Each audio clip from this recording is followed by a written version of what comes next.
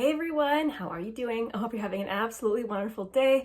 It is time to do another speed reviews video. I try to do one of these at the end of every month as kind of a roundup of all the things that I have been testing in my collection that I am now ready to give you a review on. And I do have several items that I'm looking forward to discussing with you. Some good, some not so good. Okay, so today's tea of the day is Tazo Earl Grey. I am going through my current box of this tea like crazy. Let's just jump right in to these products. So the first one I'm going to mention, you guys can probably guess, I was so excited to get the Pat McGrath Divine Rose, and I've been using it a lot. I am wearing it on my eyes today. This is actually the first time I've used the gold shade in this palette.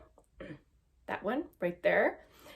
So I know that this is a palette that is outrageously expensive, and I feel like if someone is interested in purchasing it, they've already seen probably hundreds of reviews on this palette. Like, it's been out for a long time. It's very popular, so I don't feel like I need to go into a review of every shade in this palette, but I do want to give you some overall thoughts.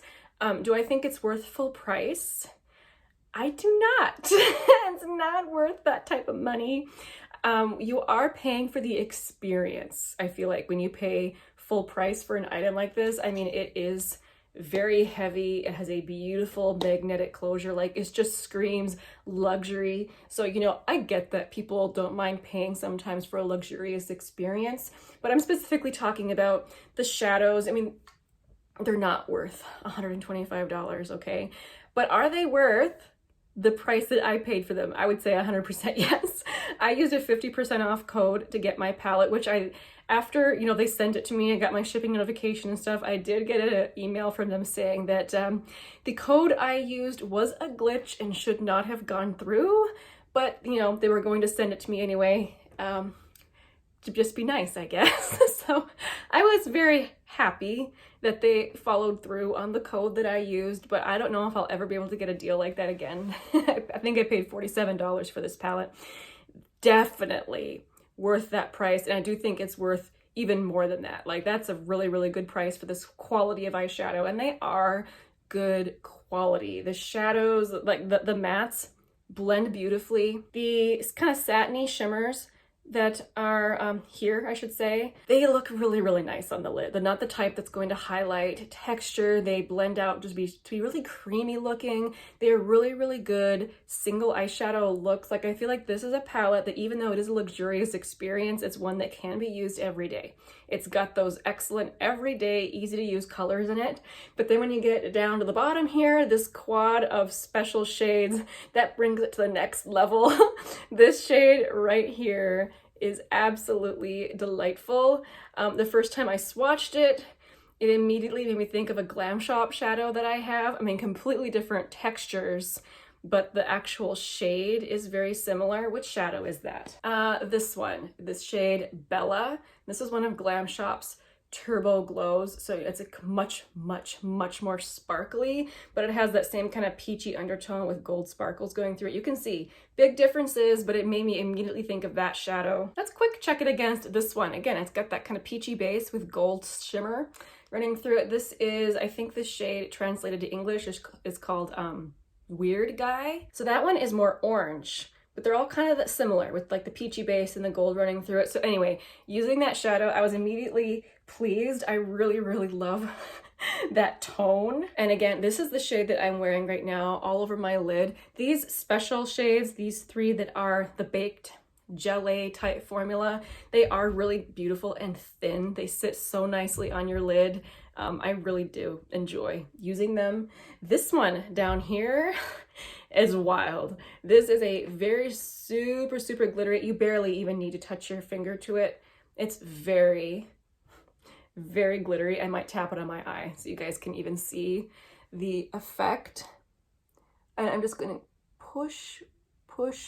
Holy moly. I don't know if that is even translating. It is absolutely wild. And the thing that is so special about this shade and its sparkles is because it stays on my lids. Now, typically when I use something very sparkly like this, I end up with fallout in literally 10 minutes. It's all over my face. This one wears really, really well. Holy moly, I love it so much. So I would just like to point out, I'm gonna insert this in the middle where I'm talking about this, but I've been filming for quite a while now and I still do not have any fallout. I don't know what science is behind the grippiness of this particular shadow, but it's good, okay? It needs to be in everything else.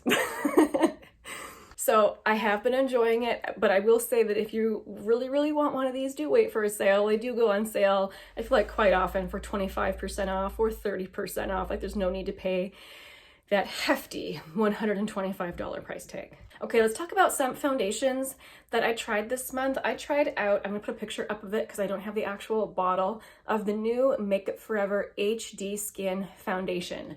I went to Sephora, I got shade matched and got a sample of it. This was a bad experience. It was not good. There is one good thing about it. It wears really well. It looked exactly the same on my face at the end of the night as when I first put it on. So it's got that going for it. It really does wear amazingly. However, let's talk about the texture. So it's actually a very thick formula. So it feels like actually kind of lotiony, really, really thick. And it's supposed to be like a satin matte formula, not super, super matte, just, you know, satiny matte.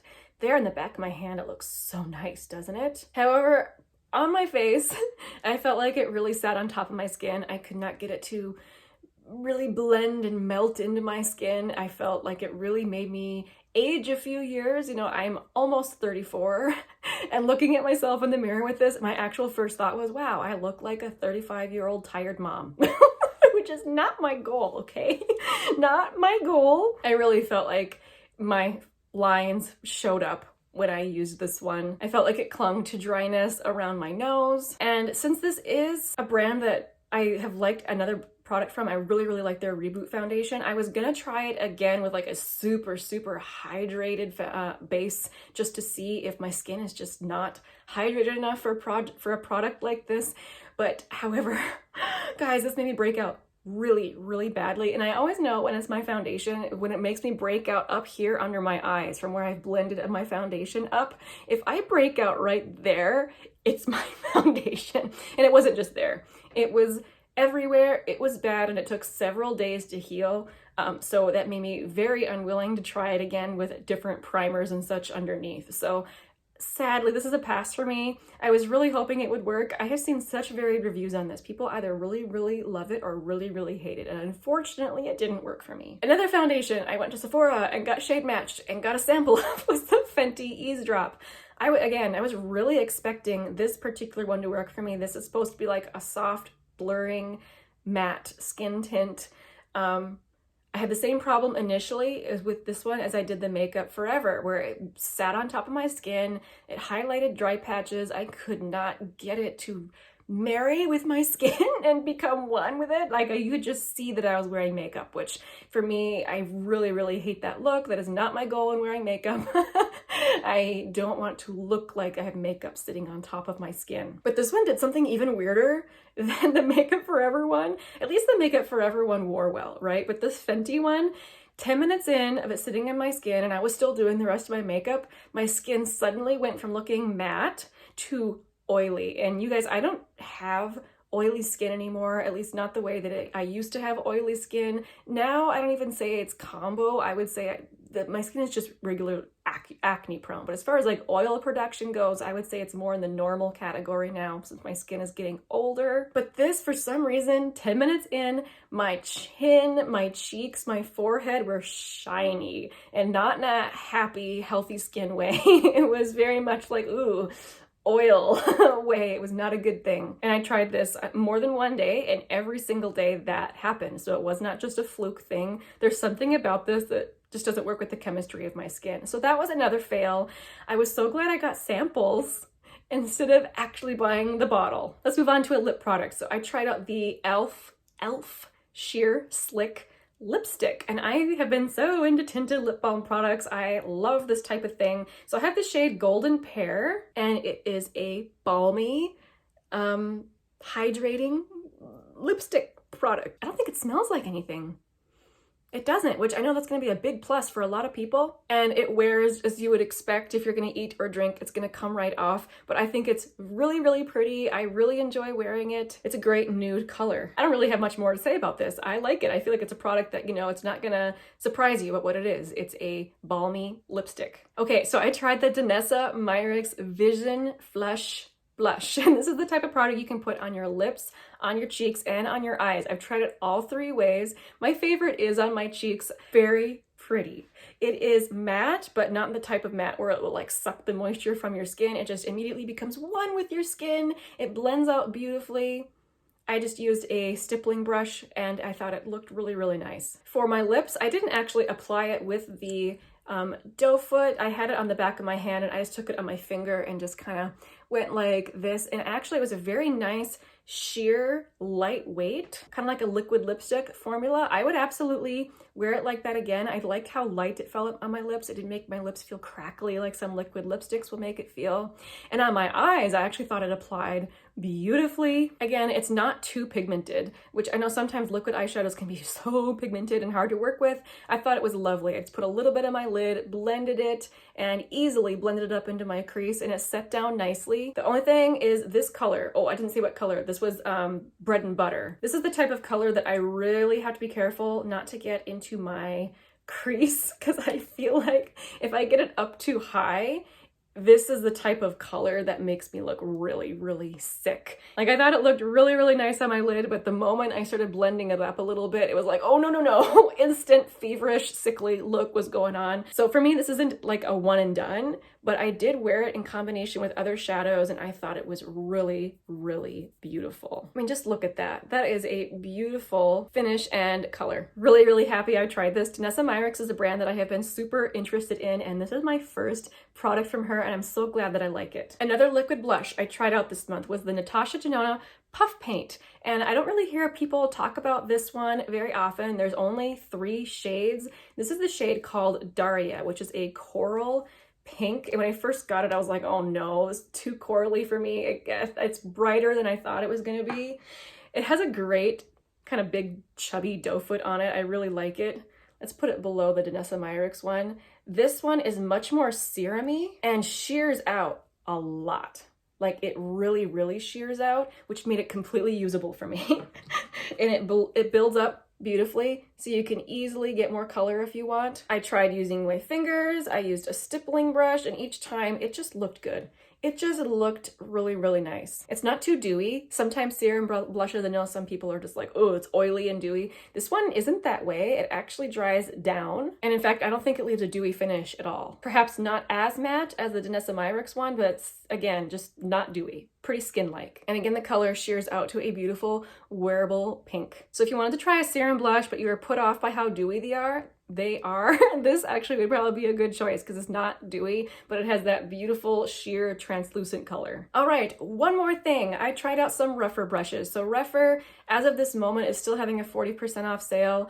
That's the only reason I tried them. They're really expensive. They're really expensive. I've been telling myself for like 2 years that I should get some decent eye brushes.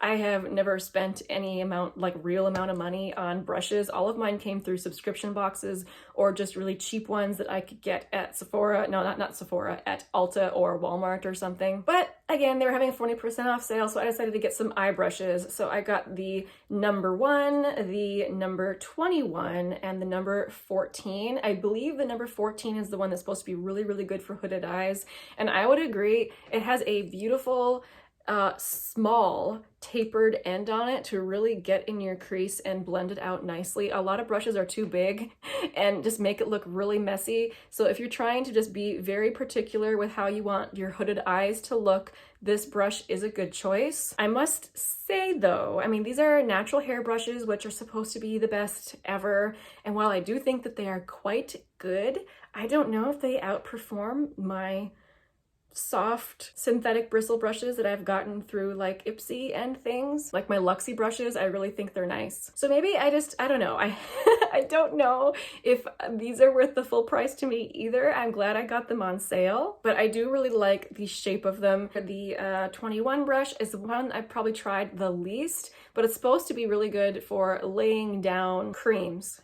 And I did try it with that Danessa Myricks liquid eyeshadow, and I thought it was really nice for putting it on my lid, but of course with the shape of it, it being flat and super thin, it's not a blending brush, but I did think it was very nice for laying down your initial color. Whereas the number 1 brush is a wonderful all-around eyeshadow brush. I've been using it a lot. Okay, those are the products I was ready to talk about. If you guys have also tried any of these products, I would love to hear your review of these. Makeup is so subjective. What works for someone does not often work for another person. So I really enjoy hearing what everyone else's experiences are with a product. Help everyone else out by telling us all down below.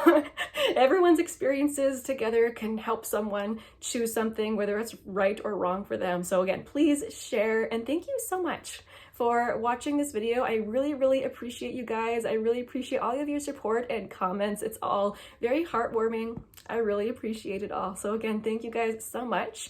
I will see you again very soon in my next video. Bye.